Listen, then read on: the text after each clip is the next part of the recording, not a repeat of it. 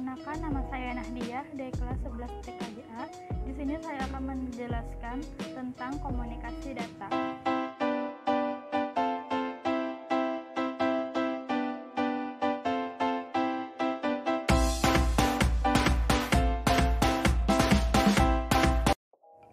Komunikasi adalah proses mengirim dan menerima informasi agar mudah dipahami antara dua orang atau lebih.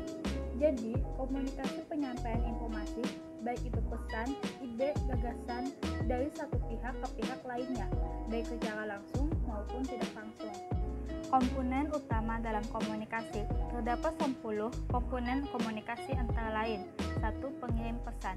Pengirim pesan atau komunikator yang menjadi sumber komunikasi.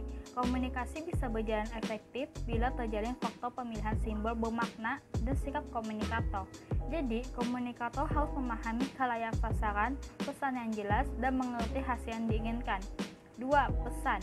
Pesan yang dikirimkan bisa bersifat verbal atau non-verbal. Supaya pesan bisa diterima dengan baik, maka komunikator harus mengerti isi pesan, sasaran, kebutuhan khalayak, harapan, dan juga kemungkinan respon yang diberikan oleh penerima pesan tersebut. 3. Encoding. Persiapan yang baik akan memberikan hasil komunikasi yang memuaskan pula. Sebelum memberikan informasi kepada khalayak, penting untuk memahami kebutuhan khalayak, kemudian menggunakan bahasa yang gampang dipahami atau dicerna semua kalangan. 4. Saluran atau media komunikasi. Pemilihan media komunikasi akan menentukan tingkat kesuksesan komunikasi. Kita harus memperhatikan sasaran kita dan memilih saluran komunikasi yang tepat, seperti menggunakan media cetak, televisi, internet, dan sebagainya. Semakin tepat dalam pemilihan kebutuhan itu, maka pesan akan sampai ke sasaran dengan efektif. 5. Decoding. Decoding terjadi saat sasaran informasi sudah mendapatkan pesan sebelumnya, namun mereka belum bisa mencerna dengan baik, sehingga dibutuhkan kemampuan memadai agar bisa memberikan penjelasan yang lebih mudah dipahami. 6. Penerima pesan atau receiver. Tanpa adanya penerima pesan, maka tidak akan terjadi proses komunikasi. Bila penerima pesan bisa memahami apa yang dimaksud komunikator, maka komunikasi itu dianggap berhasil. Karena itu, pemberi pesan harus memahami berbagai kondisi dari penerima pesan. 7. Feedback atau umpan balik. Komunikasi akan berlangsung lebih efektif bila ada umpan balik dari penerima pesan, sehingga komunikator juga menentukan hal yang harus dikaji ulang terkait materi informasi atau cara penyampaiannya. Adanya umpan balik sebagai bukti kalau pemberi pesan bisa diterima informasinya, tetapi ada bagian yang membuat sasaran kurang memahaminya. 8. Konteks. Komunikasi yang berlangsung harus melihat konteks sebelum dilakukan, sebagai contoh pertimbangan akan suasana, lingkungan, dan sebagainya, sehingga tidak ada salah paham antara pemberi dan penerima pesan. Karena dalam menjalin komunikasi tidak boleh sembarangan, karena harus melihat kondisi dari lawan bicaranya. 9. Gangguan. Berbagai gangguan bisa terjadi saat berkomunikasi. Kondisi ini bisa berupa gangguan semantik, gangguan psikologis, dan gangguan mental, sehingga akan mengganggu proses penerimaan pesan, penafsiran, dan juga umpan baliknya. 10. Efek. Maksudnya adalah pengaruh atas komunikasi yang terjalin, bisa berupa tingkah laku dari penerima pesan tersebut. Kalau ternyata tindakan dari penerima pesan bertolak belakang dengan keinginan komunikator, maka komunikasi selama itu dianggap gagal. Sebaliknya, kalau penerima pesan mampu menunjukkan tingkah laku sesuai harapan, berarti komunikasi berjalan dengan sukses. Selanjutnya, sejarah perkembangan teknologi komunikasi dari tahun 1837 hingga sekarang. Telegraf merupakan alat untuk mengirim dan menerima pesan dari jarak jauh. Alat ini ditemukan oleh seorang warga Amerika, Samuel F. B. Morse, bersama asistennya Alexander Bain pada tahun 1837.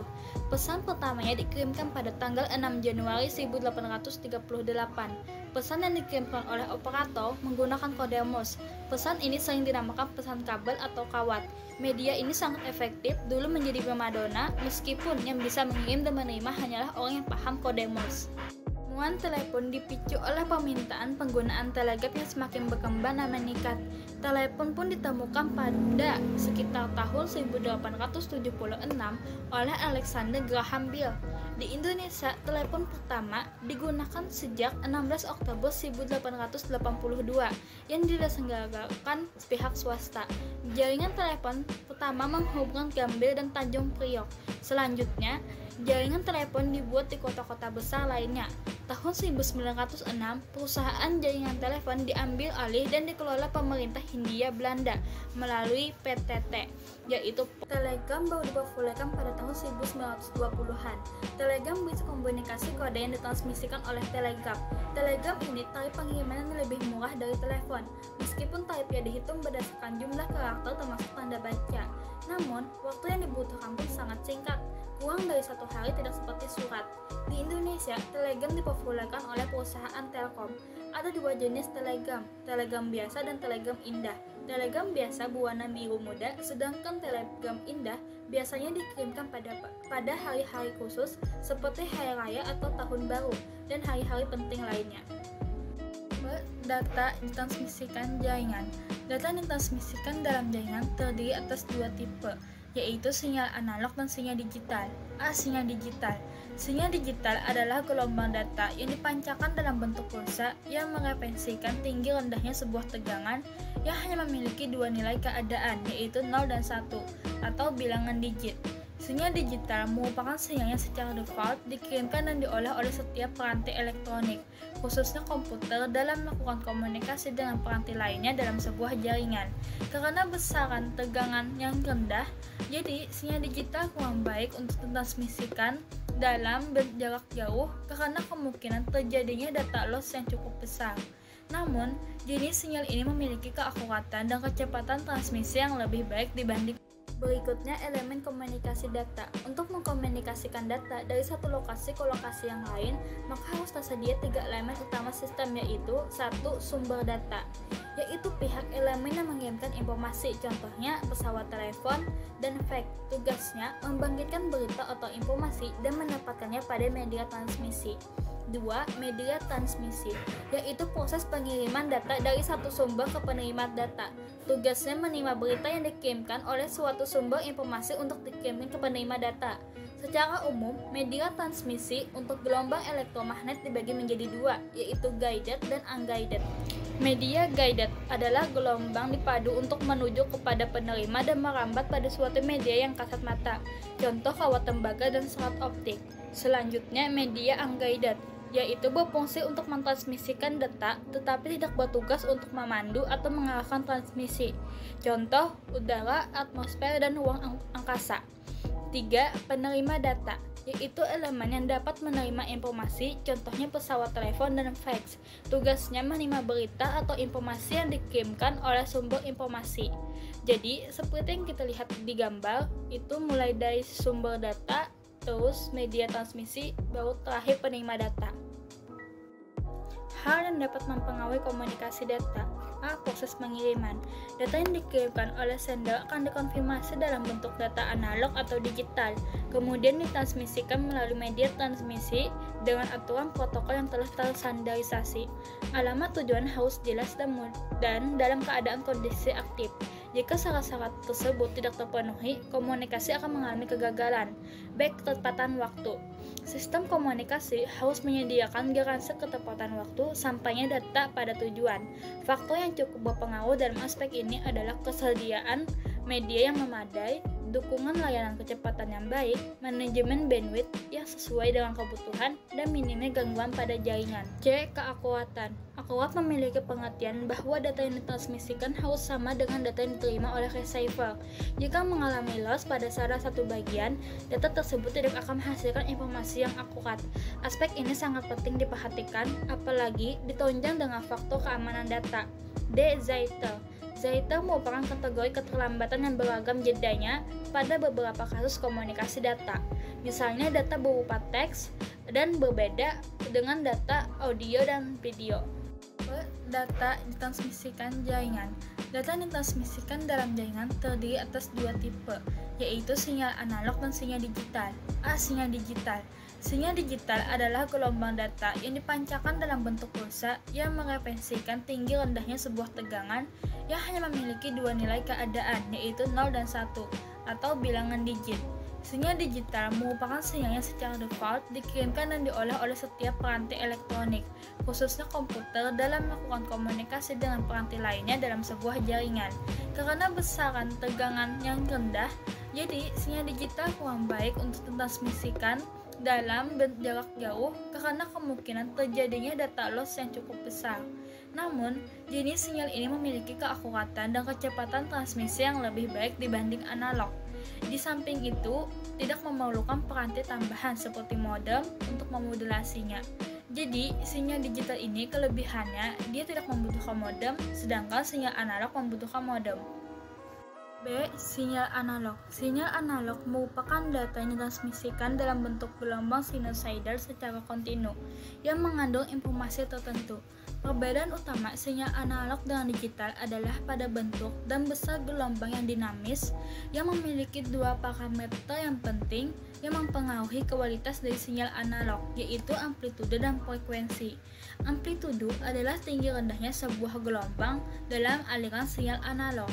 Kemudian frekuensi merupakan banyaknya getaran atau gelombang per detik dalam sinyal analog.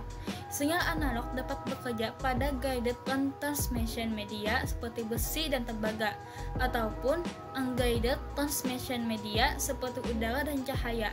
Kelebihan sinyal analog adalah mampu bekerja dan mentransmisikan data dalam jangkauan jarak yang cukup jauh. Oleh karena itu, sinyal analog sangat cocok digunakan pada sistem broadcast siaran radio dan transmisi wira. Namun, sinyal analog memiliki kelemahan, yaitu sangat mudah terpengaruh oleh noise seperti gelombang elektromagnet, cuaca, aliran listrik, dan ketinggian gedung. Saya akan menjelaskan tentang transmisi data berdasarkan arahnya, yaitu terbagi menjadi 3.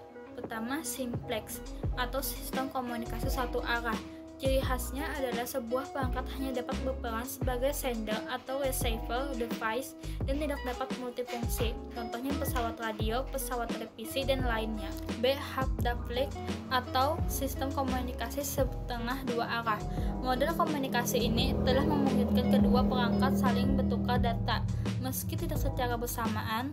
Jadi, setiap sebuah perangkat mengirim data ke perangkat yang lain, perangkat tersebut tidak dapat menerima transmisi data dari perangkat lainnya sampai selesai proses pengiriman datanya, dan begitu juga sebaliknya. Teknik ini dipakai pada komunikasi peralatan seperti radiogram dan protofon. C. Full duplex atau sistem komunikasi dua arah sekaligus, yaitu sistem yang mampu mengirim dan menerima data secara bersamaan, contohnya telepon dan internet. Transmisi data. Transmisi data terbagi menjadi 2, yaitu pertama, transmisi serial. Transmisi serial adalah transmisi data di mana dalam satu satuan waktu hanya satu bit yang disalurkan. Dengan demikian, data yang terdiri atas banyak bit dikirim secara berurutan satu persatu. Setiap komputer dilengkapi satu serial atau serial port, yaitu saluran yang bisa menerima atau mengirim data secara serial.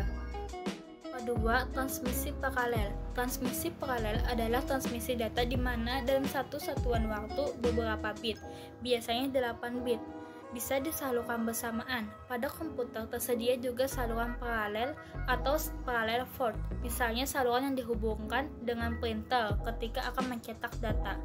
Kemudian, teknik pengiriman baseband dan teknik pengiriman broadband. Baseband adalah sebuah metode penggunaan media komunikasi yang frekuensinya dilewati melalui suatu pembawa untuk mengalihkan data. Oleh karena itu, dalam satu media tersebut hanya terdapat satu sinyal yang berisi informasi. Salah satunya penggunanya adalah Ethernet. Broadband merupakan sebuah istilah dalam internet yang merupakan koneksi internet transmisi data kecepatan tinggi.